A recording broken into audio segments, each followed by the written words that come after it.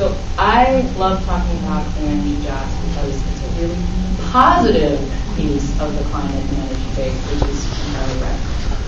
So, we heard earlier that definitions matter, and they certainly do, particularly to us advocates.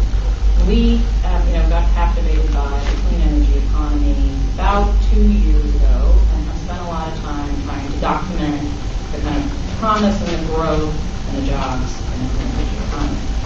And so in our first report, which we released last year, I'm going to talk about 2 reports actually, we did define the clean energy economy, and I'll read it for you.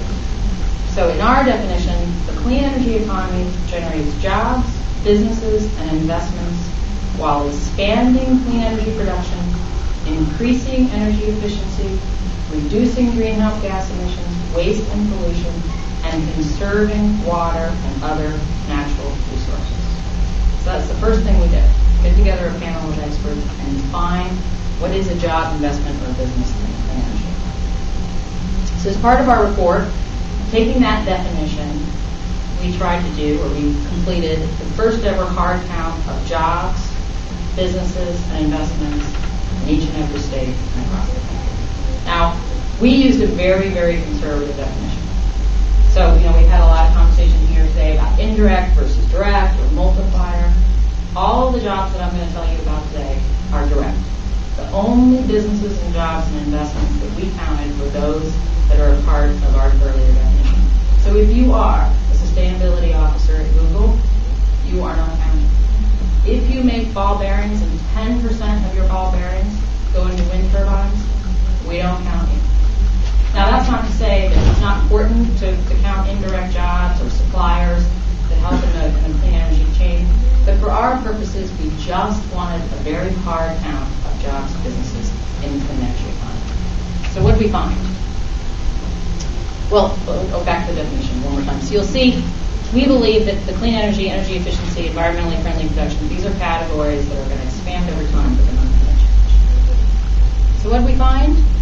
Job growth in 38 states in the clean energy economy outperformed job growth in the overall economy. And across the country, clean energy jobs grew at 2.5 times the rate of jobs in the overall economy. And jobs were jobs for everybody. They weren't just for folks in the lab coat. They just weren't for folks, that are weatherizing. There are all kinds of jobs from income levels from $21,000 to over $110,000. So that's a lot of promise for a lot of people of a lot of different skill sets. There were 770,000 jobs, more than 62,000 businesses in all 50 states. Now people say, 770,000 jobs, gee, what's that really mean? If you look at the traditional energy economy, they employ 1.2 million people. Okay, so if you're in mining, oil and gas, extraction, whatever, 1.2 million, and that's after decades of federal subsidies and investments. So the clean energy economy, which has had almost no federal subsidies up to the stimulus, has really grown all by itself. So where are those jobs?